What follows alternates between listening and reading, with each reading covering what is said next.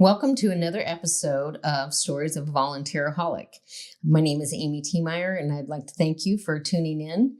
Today, I have a great friend, Mercedes. She is my tattoo artist, and as you know, I love my tattoos.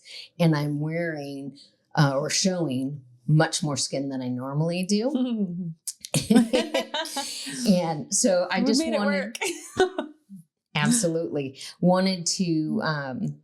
bring Mercedes on because, like me, she tends to be a volunteeraholic. Mm-hmm.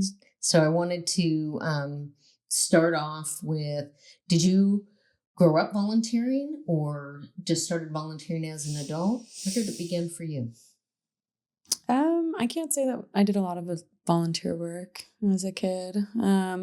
Growing up, our family was pretty religious. And so I think within our congregation, there was a lot of extending, always coming to other families' aid and whatnot, and a lot of door-to-door ministry and things like that. But I can't say that I specifically remember big volunteer work events that stand out. But that's still being raised volunteering. Absolutely counts. I think that it's real important to remember that we can volunteer without programs, without 501c3s, different things like that. If you see a need and feel a need, it's really important. But you as a small business owner have done a number of different things volunteering, haven't you? Yes, I think so. I think it's funny because I don't think we've ever actually, of all the conversations we've had, I don't think we've ever had this one. I don't consider it, I guess, volunteering. I never really thought about it that way so much, as I just always wanted to. The whole reason of having opening the shop a few years ago was to have a location that we could, I guess, in a way, be a staple in the community and start reaching out, which I guess is exactly what volunteering is. But, just in this area with like the park cleanups and the tea parties and the spoken word nights and things, just things for, yeah. I think one of the biggest things about your shop is just the inclusive nature. This is where you want to have the community come in and feel heard and feel seen. And we have had, we've known each other for, I was thinking like 10 plus years, and thought about, you've seen, me do backpack giveaways, different things like that. And it inspired me. I think we're going to try and do that this coming year too. So, right. Well, and I think with tariffs, those things trickle down to the, marginalized population the most, where maybe it was easier to buy school supplies last year, which is crazy because it can be really expensive no matter what. It's, looks like it's going to be even harder. And so those things Absolutely. That we do, ways in which we come together as a community are really, really important. We also wanted to share about a collaboration that we're having around mental health, mental wellness. I'm really excited about this. Yeah. And so we're working on a program that is named Don't Pass the Pain. And earlier today, you updated an existing tattoo I had when my daughter, when my youngest was struggling with mental health, self-harm, suicidal ideation, and she got to a point where she felt she had enough practices that although she will always deal with depression, she always has different things. She has enough practices to where she wasn't quite as in jeopardy as she once felt she was. And she asked to have warrior tattooed and the I a semicolon. And so we did it together, which is the funny part of the story is apparently my semicolon was going the wrong direction, which I never knew because it was on my back. And now it is going the correct direction. And my tattoo has been upgraded because, not all tattoo artists are equal. I didn't say it, y'all. Yeah, I do. I will. I believe wholeheartedly I have the best tattoo artist in the entire world. Thank you, Amy. Thank you. And if I get inebriated, I will go toe to toe about it. And you is may always get an funny. apology text from Mercedes about it, but I would sorry, never. not sorry. But anyhow, so this program that is going to be rolling out, it's called Don't Pass the Pain. Yes. Her shop, this is her shop, Autotroph Inc. Autotroph. Autotroph. It's okay. It's better than artichoke ink, Right? Is where you can go and get a semicolon or a don't pass the pain, the words. We have different, you can get an appointment to come in and get that tattoo, because we're building the practices within our community to be able to, it's more than just normalizing mental health and mental wellness. It's realizing that we all struggle. My friend who's a therapist, and she's the clinical director of Emerging Vets and Players, she always say, learn how to struggle well. And that we need each other. We are pack animals, traditionally speaking. And whether you notice somebody has either don't pass the pain or a semicolon, you can understand that they are sharing that either they struggle or they want to bring awareness that in a way it's okay to struggle, or that everyone struggles. What made you think that, I can do this? I think you said it. I mean, I put the nail on the head. We all struggle. I think there is a lot of, awareness. I feel like now, a lot more, I guess, what am I trying to say? People are trying to talk about it, becoming more aware of what it might look like and what the symptoms might be. But I still feel that, some people are very private people. And I think many people suffer in silence. And sometimes it's the happiest presenting people, or the most together and well put, people that are going through very severe breaks on the inside, and you can't always see that. And I do feel that just these small things in a way bring the community together. Like, I know that you're struggling because I see this, and I don't have to know your story, but in seeing your semicolon and seeing your quote and seeing your, in these, it's just a statement. I feel like that you're not alone. If you'd like to hear your story or my story, if you'd like to share your story, I think that is very important to bring that community a little bit more together.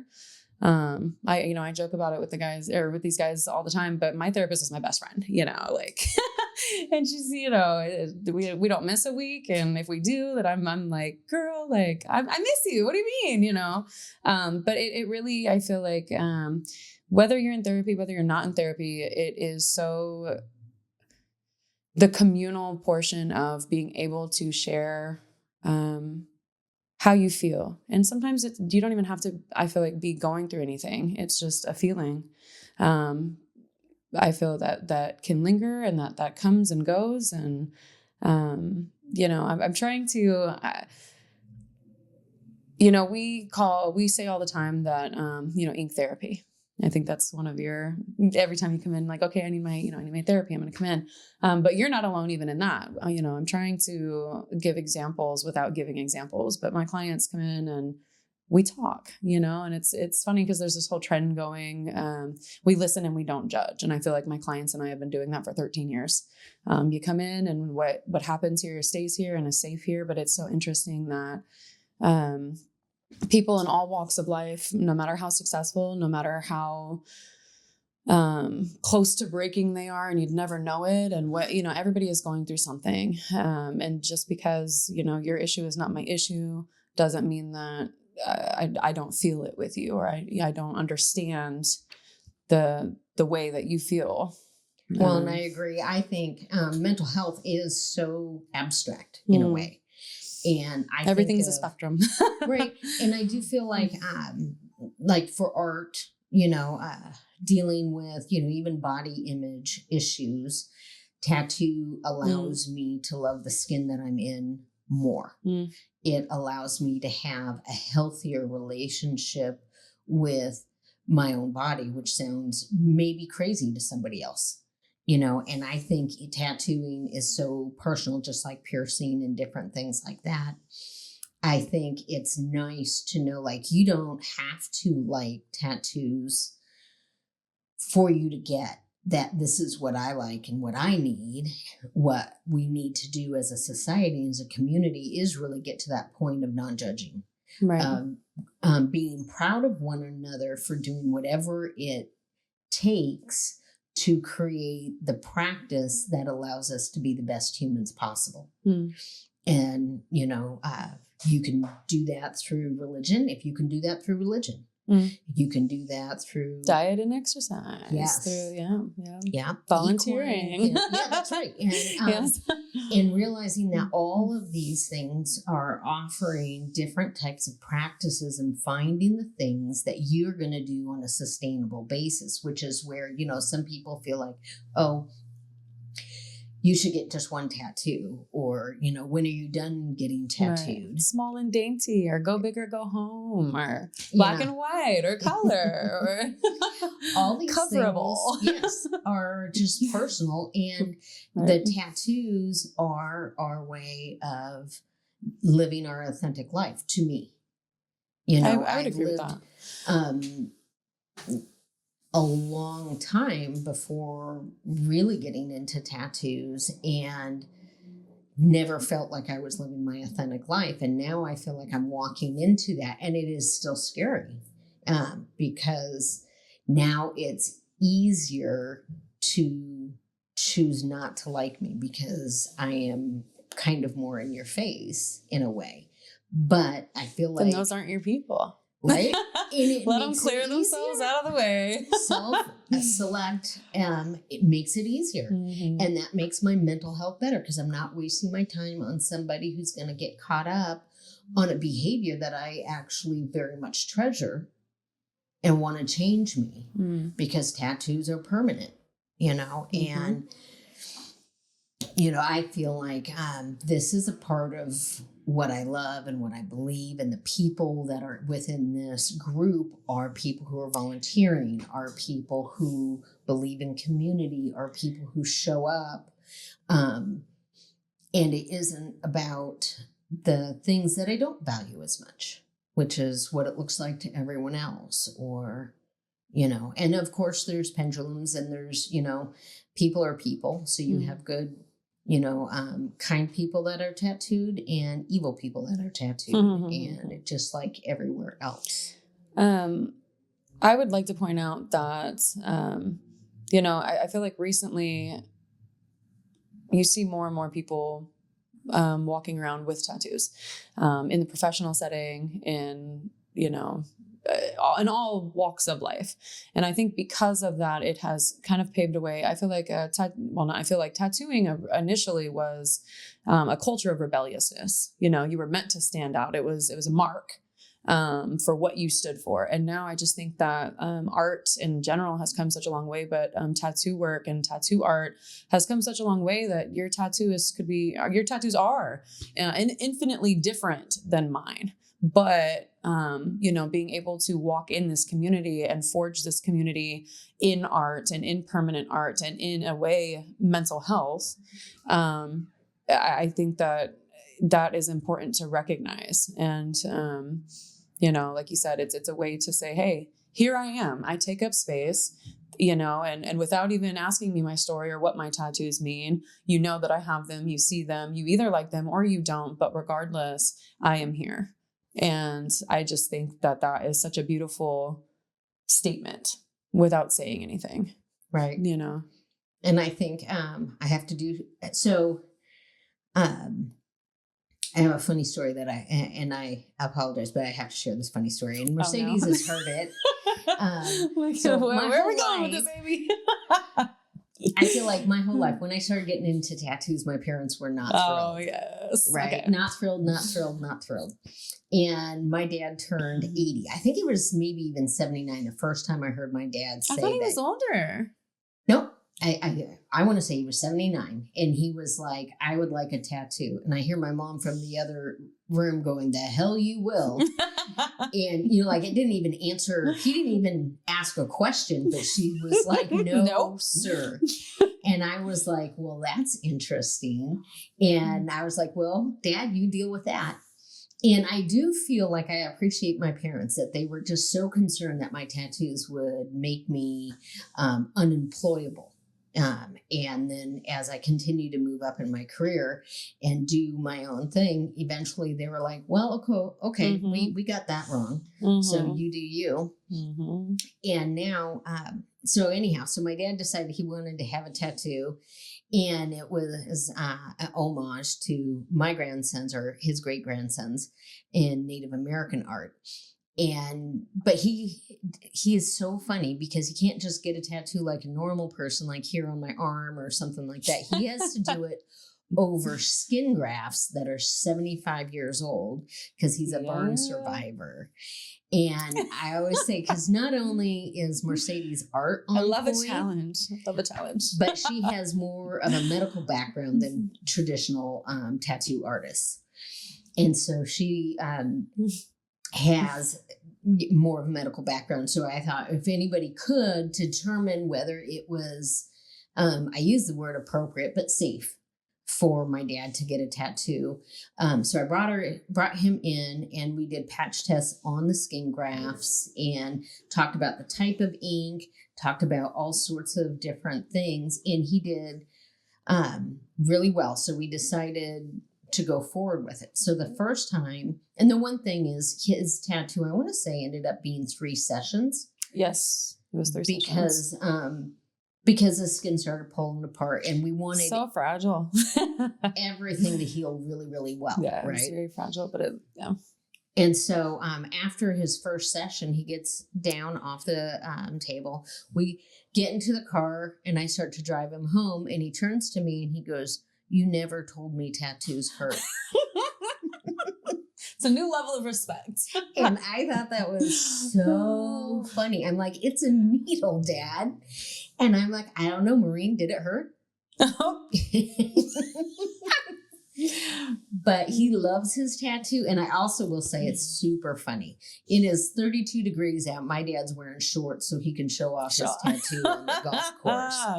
I love that. What is happening right now? I love that. But yeah, so tattoos. So I tell my mom now, I'm like, when are you having yours? And she's like, oh, I don't know. It's starting to kind of come around to the idea. And my mom, I don't think I told you, my mom made a joke recently about getting a tattoo. Yeah. So like, what? Who knows? And part of me is like, well, I guess. But, I go back and forth.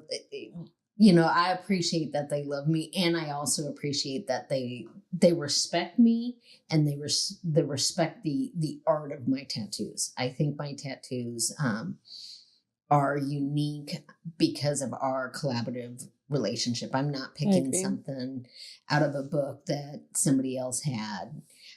We go back and forth on pictures. We send them back in all the time. And it is a journey that I adore being on, and I adore being on with you. I adore you too. I love our sessions. And I'm super excited about the program, Don't Pass the Pain. And I encourage everybody, when this podcast drops, we'll have all the information ready for everybody who is interested in signing up. Regardless of what tattoo you choose, I really highly recommend my tattoo artist. She is amazing, and she has a whole shop. So she is full service, and I encourage you to look into her here in Tacoma, Washington. And Susie Landolfi said she would fly in to get a tattoo. Really? So I'm excited for that to happen too. Oh, that's exciting. Okay. So is there anything else that you wanted to share with our viewers? I'm sure there is. As soon as this camera goes off, I will we'll have a mouthful for you. But no, like Amy said, we're really excited about it. I think that we're just kind of hashing out the details. And, I would like to kind of go over and formalize the forms after the anonymous forms afterwards, kind of a questionnaire about your experience and what, maybe if you'd like to share what the tattoo meant for you. If you're here for yourself or if you're here for a loved one. I just think, it's too close to home for all of us, and I don't think we talk about it enough. And we're just really excited to be able to do this and kind of bring this community together. And I hear a lot about a lot of things, and I know all of my clients, I feel like once the first time we're really professional, your first session, and then by session 2, we're friends now, right? Like, how's grandma? Like, we're friends at that point. But, just knowing everybody's story and hearing just, all these things, and everybody's going through something. And it really has changed a lot of how I look at the world and walk through the world. And I hope that in that same way, I'm able to give that feeling back to my clients. And some I see once a year. I mean, sometimes I see them once a week. It really just is, it's a blessing. I love this life. Wonderful. But, wonderful. Yeah. All right. Well, thank you. I would like to thank everybody for tuning in and being, volunteeraholics, hopefully that you are as well. And if you love your tattoos, Never too late to start. when we drop this episode, definitely send some pics if you want to, or if you need Mercedes information, or the shop's information will be absolutely a part of when we drop it. But thank you again for tuning in, and everybody have a great day. Bye.